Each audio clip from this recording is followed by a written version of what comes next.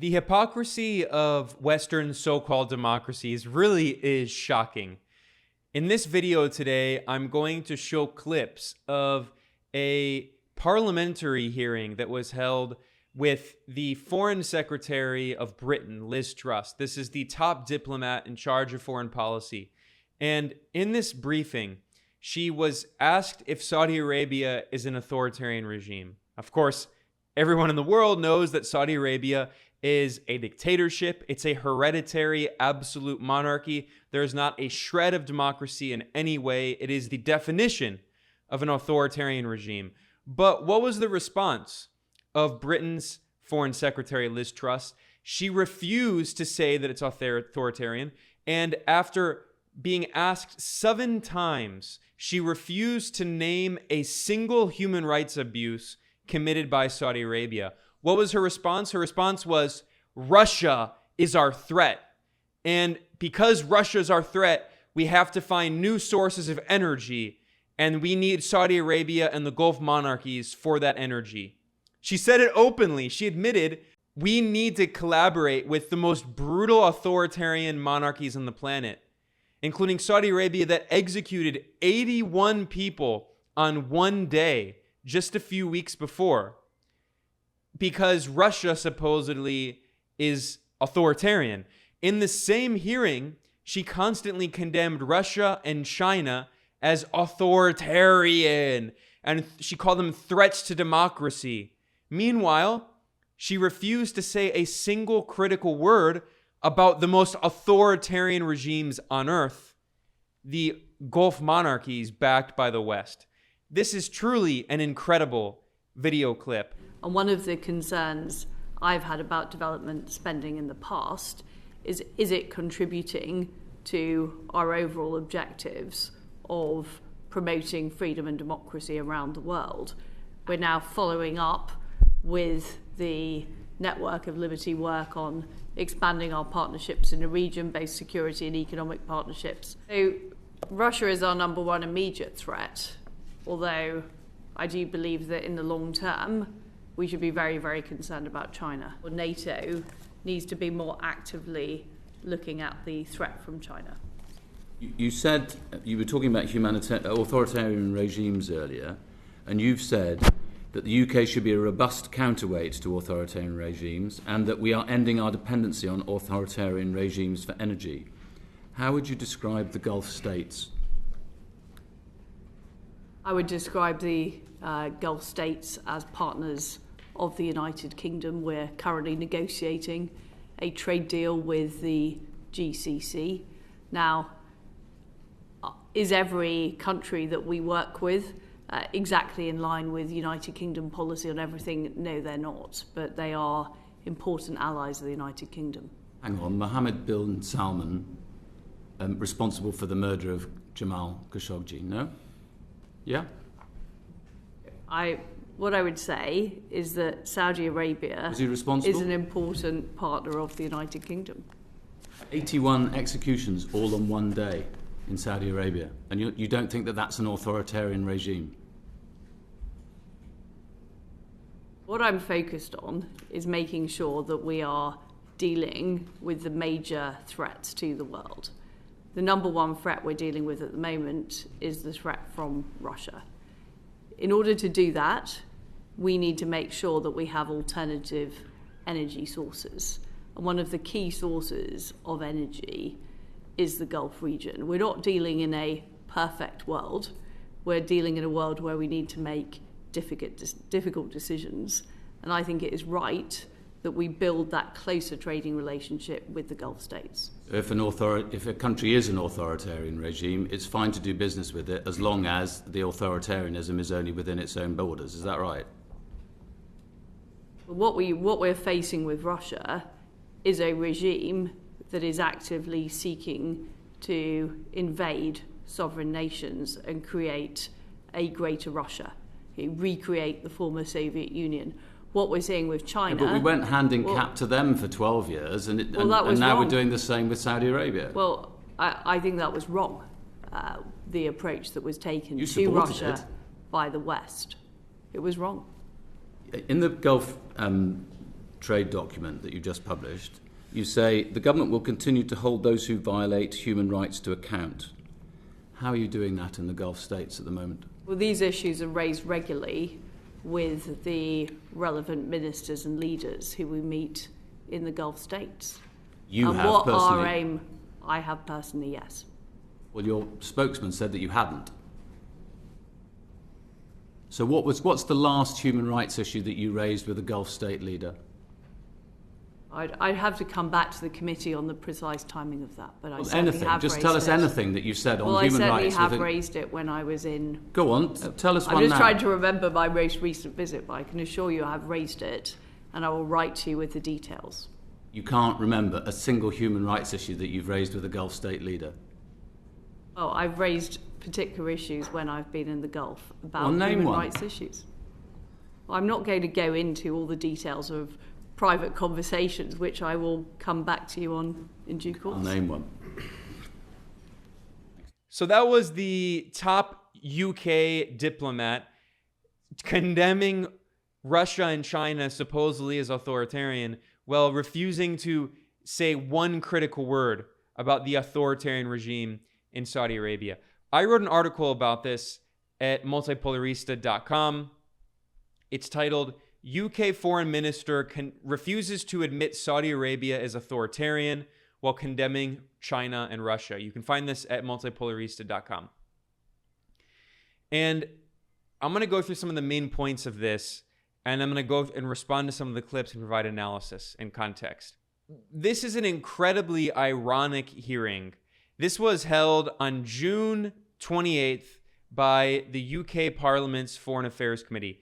This is the official video and audio recording you can find on the Parliament's website, parliamentlive.tv. All the video clips here in this video that I'm using are directly from this UK government website. So these are the official video clips. And this was held on June 28th, and it was 2 hours long, and a lot of it was spent just responding to ridiculous questions. And basically all of the parliamentarians, all the members of parliament were competing to see who's more hawkish against Russia and China, all pushing the new Cold War. Conservatives and Labour MPs alike, they were all pushing for more hawkish foreign policy. In this same hearing, while Liz Truss was heaping praise on Saudi Arabia and emphasizing that Saudi Arabia is a key partner and an important ally of the United Kingdom, she emphasized that the UK is negotiating a trade deal with the Gulf Cooperation Council, which brings together all of the dictatorships, the authoritarian monarchies in the Persian Gulf. Here's that clip. What I would say is that Saudi Arabia Is he responsible? is an important partner of the United Kingdom. I would describe the Gulf states as partners of the United Kingdom. We're currently negotiating a trade deal with the GCC, and I think it is right that we build that closer trading relationship with the Gulf states. So while the British Foreign Secretary was praising these dictatorships in the Persian Gulf, these hereditary monarchies, she also boasted of this new plan, this new operation that the British government has called the Network of Liberty. This was announced in December 2021 by none other than Honorable Elizabeth Truss, that is Liz Truss, the Foreign Secretary. And this is the official announcement at the British government website, gov.uk, building the Network of Liberty. Foreign Secretary Liz Truss gave a speech at Chatham House, which is this major Western government-funded think tank, to set out how the UK is building a network of liberty around the world. Liberty around the world. It sounds nice, right? Well, that idea of liberty includes the authoritarian Gulf monarchies that execute 81 people on one day. Now, in this, while she's talking about the network of liberty that Britain is supposedly building, she insisted that the chief goal of British foreign policy, our overall objectives, she said, are, quote, promoting freedom and democracy around the world. Here's that clip. And one of the concerns I've had about development spending in the past is it contributing to our overall objectives of promoting freedom and democracy around the world. We're now following up with the Network of Liberty work on expanding our partnerships in the region, based security and economic partnerships. Okay, so the imperialist West's very strange concept of freedom and democracy apparently includes the authoritarian hereditary monarchies in Saudi Arabia, the United Arab Emirates, Qatar, Bahrain. Well, that irony, that hypocrisy is very easy to point out. Western so-called democracies are not democracies. They themselves are deeply authoritarian. Look at the imperialist crimes they've committed around the world. But I also want to point out another incredible form of hypocrisy, because in this hearing for 2 hours, the British Foreign Secretary Liz Truss constantly repeated again and again and again that Russia and China are so-called threats to Western so-called democracy. She called them malign actors, and she claimed that they're authoritarian, while she is praising the authoritarian Gulf monarchies. So here is Liz Truss condemning China and Russia, and then explaining that the reason that Western so-called democracies need to support the dictatorships in the Gulf, the Persian Gulf monarchies, is because, surprise, surprise, Europe needs Gulf energy. It's oil and gas. And apparently Russia is so big and bad and a boogeyman, it's so evil, that the West needs to support even more authoritarian, dictatorial, theocratic regimes in the Persian Gulf. Here are those clips. I mean, again, it really says so much about the West's so-called democratic commitments. Russia is our number one immediate threat, although I do believe that in the long term, we should be very, very concerned about China. What I'm focused on is making sure that we are dealing with the major threats to the world. The number one threat we're dealing with at the moment is the threat from Russia. In order to do that, we need to make sure that we have alternative energy sources. And one of the key sources of energy is the Gulf region. Now, in this article that I published over at Multipolarista.com, UK foreign minister refuses to admit Saudi Arabia is authoritarian while condemning China and Russia. I also point out that the Gulf monarchies are not the only authoritarian regimes that the British Foreign Secretary Liz Truss praised. In this same hearing, in which she constantly condemns China and Russia supposedly as authoritarian, she also praised the dictatorship in Rwanda. Rwanda has been governed for over 20 years by Paul Kagame, who was a CIA-backed death squad leader who became leader. He's been in power for longer than Vladimir Putin in Russia. But the West loves Rwanda's dictator because he's a total neoliberal. He sells out his country to Western corporations, and he collaborates very openly with Western imperialism. Here's an article by a good journalist, Jeremy Kuzmarov, and it was published at Counterpunch back in 2018, exposing the crimes of the CIA's fair-haired boy, Paul Kagame, and the Rwandan Patriotic Front.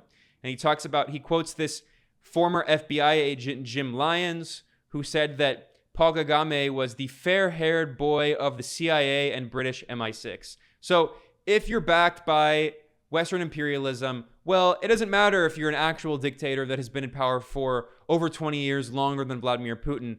No, you're a great Western ally. Here are clips of Britain's Foreign Secretary Liz Truss in the same hearing praising the, quote, very close relationship between Britain and the dictatorship in Rwanda. It's worth saying that Rwanda is a country where we are building a series of partnerships with Rwanda. Absolutely, on a number of issues. I understand that. I don't wish to sort of be in any way critical. And of course, the United Kingdom and Rwanda have a very close relationship, which the Foreign Office is responsible for. So there you have it. Once again, China and Russia supposedly are these big bad authoritarian boogeymen, according to Britain, but the dictatorships in Saudi Arabia and the United Arab Emirates and Qatar and Rwanda are great Western allies for democracy and the network of liberty. It's not the only authoritarian regime that Britain praised, that the Foreign Secretary praised in this hearing. There's also a European authoritarian regime, Poland, that Liz Truss praised. And we're also working on this with our allies and partners. So, for example, Poland, who we have a defence agreement with, we are working on how do we get more kit. Now, the fact that Poland is authoritarian hasn't been, ironically, been admitted even by Western mainstream media. Here's the BBC, funded by the British government. This is a British regime propaganda outlet. Even they have acknowledged that Poland, which is a member of the EU and NATO, is authoritarian. Here's a report back in April 2022. Polish state becoming authoritarian, top judge says. The outgoing head of Poland's Supreme Court says the nationalist ruling Law and Justice Party, which is a far-right party, is moving the country toward an authoritarian state.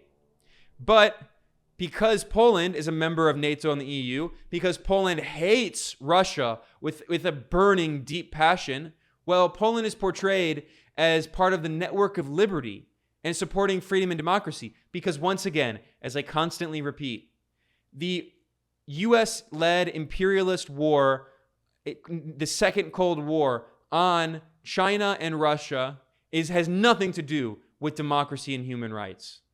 It is about geopolitics. It is about maintaining US unipolar hegemonic domination of the world, extracting the resources of the entire world so the resources and the labor of the world are controlled by US and European corporations, with an emphasis on US corporations. So Wall Street can continue to exploit the world. So the US capitalist class can continue to exploit the entire world. That's what this conflict is about. And it's about opposing China's socialist model and Russia's state-led capitalist model, which is a capitalist model, of course. It's not socialist like China's, but it's not the same as the neoliberal US and European models. The largest companies in the Russian economy are state-owned companies, and the natural resources of Russia are owned by the state, and they're used by the state to fund government programs, unlike in the so-called democratic West, where the natural resources of countries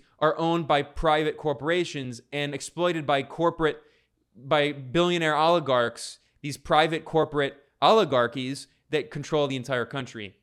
So, as Michael Hudson, the economist, has constantly stressed in the interviews that I've done with him, the new Cold War, the second Cold War, just like the first Cold War, is also a class war. It's a class war led by finance capital and Western neoliberalism to destroy any other model of state-led development of the economy. So anyway, getting back to this incredible hypocrisy, we see that the British Foreign Secretary is completely willing to support authoritarian regimes in the Persian Gulf, in Rwanda, in Poland, again, a member of NATO and the EU.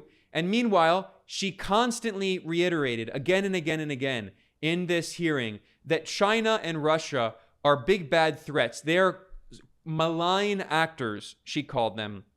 She said they are key threats. She said Russia is our number one threat, but in the long term, we should be, quote, very, very concerned about China. And she called for expanding NATO because of the so-called threat from China. Here are those clips. So Russia is our number one immediate threat, although I do believe that in the long term, we should be very, very concerned about China. Or NATO needs to be more actively looking at the threat from China. And one of the concerns I've had about development spending in the past is it contributing to our overall objectives of promoting freedom and democracy around the world? And are we looking at it in a way that challenges some of the geopolitical efforts by malign actors? This is why we launched British international investment as an alternative to strings attached investment from countries like China. And in fact, we're now working much more collaboratively with our G7 partners. So this weekend, we launched the Global Partnership for Infrastructure and Investment, which is $600 billion of spending. And it's a G7 collective effort to challenge the Chinese Belt and Road Initiative. The hypocrisy is truly jaw-dropping. But then again, Western imperialists are the leaders of the world, not in democracy and freedom, but rather in hypocrisy. That's what they truly lead the world in. So I'm going to conclude this video pointing out that this is not the first time that Liz Truss has praised the Saudi dictatorship and done so in order to demonize Russia. So saying that we have to support the most authoritarian regimes in the world to oppose so-called authoritarian Russia. Here, I note in this article that back in March, on March 23rd, the British Foreign Secretary Liz Truss tweeted that she had just spoken with Saudi Arabia's foreign minister, Faisal bin Farhan al-Saud. Now, Faisal bin Farhan al-Saud, his last name is Asud, which means he's a member of the authoritarian ruling family. This guy's a qualification to be foreign minister is having the proper bloodline. Again, this is as authoritarian as a regime could possibly get. It is a feudal monarchy run by a hereditary family. But Liz Truss boasted in March that she spoke to Saudi Arabia in order to, quote, call out Russia's egregious use of violence in Ukraine and support the humanitarian response. And she noted that working with Saudi Arabia is part of working with international partners. Again, praising Saudi Arabia as an international partner. Now, I noted that this call between the British and Saudi foreign secretaries was held on March 23rd. Now, 11 days before, on March 12th, Saudi Arabia executed 81 people on one day. 81 people. Of course, she made no mention of that in her phone call to the Saudi foreign minister. I note in this article that even Human Rights Watch, which is extremely biased on behalf of Western governments, it even lobbies for sanctions against socialist governments like in Venezuela and Nicaragua. Human Rights Watch is completely illegitimate. But even they had to acknowledge that this brutal Saudi mass murder was incredibly violent and criminal. Here's a report from March 15th in Human Rights Watch. Saudi Arabia, mass execution of 81 men. Rampant abuses in criminal justice system make fair trials highly implausible. The article notes, Saudi authorities' execution of 81 men on March 12, 2022 was its largest mass execution in years, despite recent promises to curtail its use of the death penalty. Rampant and systemic abuses in Saudi Arabia's criminal justice system suggest it is highly unlikely that any of the men received a fair trial. What a surprise. It's a hereditary absolute monarchy. Saudi activists told Human Rights Watch that 41 of the 81 men executed, that is a little over half, belong to the country's Shia Muslim minority, who have long suffered systemic discrimination and violence by the government. Many Saudi Shia are serving lengthy sentences, are on death row, or have been executed for protest-related charges following patently unfair trials. So this is the great ally in the Western network of liberty against supposedly authoritarian China and Russia. I also point out that back on February 25th, which is a day before Russia initiated its special military operation and invaded Ukraine, a day after, Liz Truss boasted that she spoke to the representatives of numerous authoritarian regimes, including Saudi Arabia, an absolute monarchy, the UAE, an absolute monarchy, Poland, a far-right authoritarian regime, and Hungary, another right-wing authoritarian regime. But they're in Europe, so they're part of the European Union, so they get praised by Western imperialists because, yeah, they're authoritarian, they're theocratic right-wingers, but there are authoritarians. So this is how skin deep the imperialist West's so-called commitment to democracy is. It's not about democracy, as I constantly repeat. It is about geopolitics, economic interests, the interests of Western corporations that want to maintain their corporate pillage of the planet, exploiting the resources, and labor of the planet. And they want to crush China and Russia as poles representing a new kind of economic developmental model. And the neoliberal West, which is controlled by a capitalist oligarchy that doesn't care about democracy, they simply instrumentalize and exploit the language of democracy and human rights to advance their imperialist interests, as they have always done.